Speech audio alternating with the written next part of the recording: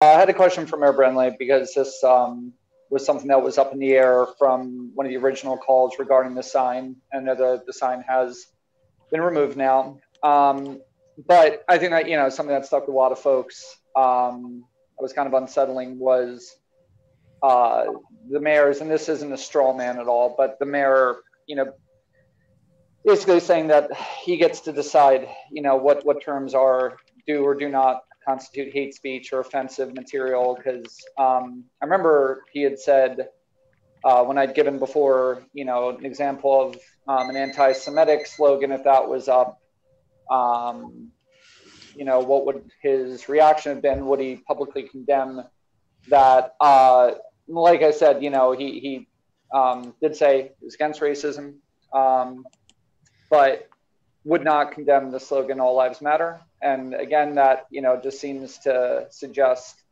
that he's saying, "Oh, well, I'm against racism, but this ain't it. I get to decide what is and isn't offensive to the marginalized communities who this sort of thing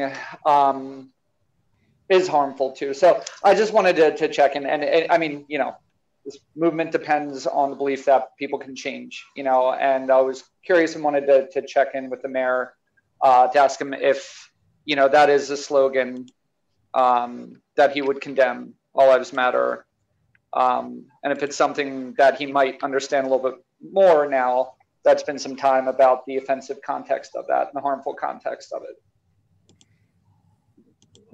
So the issue with the banner that we've said since day one was it was the size of the banner.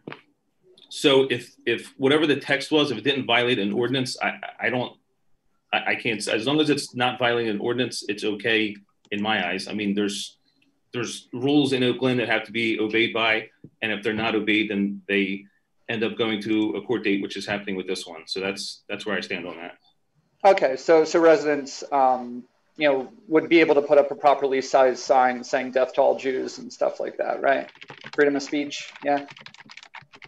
I'd have to, if it violates ordinances, no, it's got to come down. We have to follow the ordinances and the laws. I mean, that's what we have to do in my position. Okay, so it's the same response as before, that you won't condemn the slogan. By the way, it does have a huge historical context, dating back to, after the Civil War ended, of saying that, any type of attention given to Black people is discriminatory, inherently discriminatory. Everything from building schools for Black children, when the community was, at an all-time low for disenfranchisement, obviously way more so than it is nowadays. But anyway, so still no condemnation of the slogan. I just want to let you know, a lot of your constituents know what that means,